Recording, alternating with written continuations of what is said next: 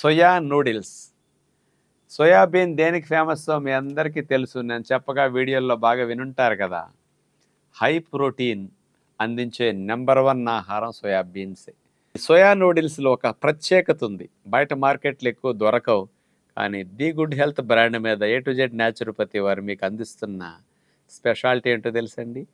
Soya బీన్స్‌ని sprouting చేసి మొలకొచ్చిందంటే పోషకాలు 2, 3 రెట్లు పెరిగిపోతాయి. అలా స్ప్రౌటింగ్ చేసిన సోయా బీన్స్‌తో చేసిన special nutrient rich, high protein rich noodles అనమాట ఇవి.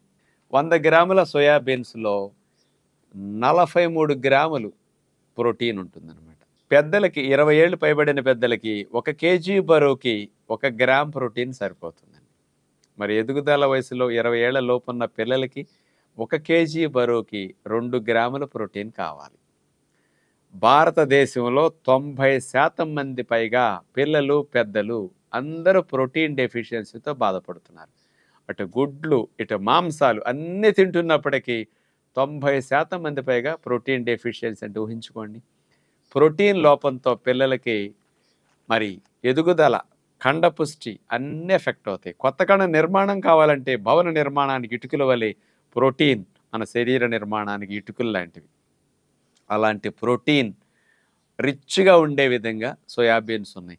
అలాంటి హై ప్రోటీన్ సోయాతో పిల్లలందరికీ ఎదుగుదలకు ఉపయోగపడే విధంగా, ఖండపుష్టికి హై ప్రోటీన్ అందే విధంగా ఈ నూడిల్స్ని తయారు చేయడం జరిగింది.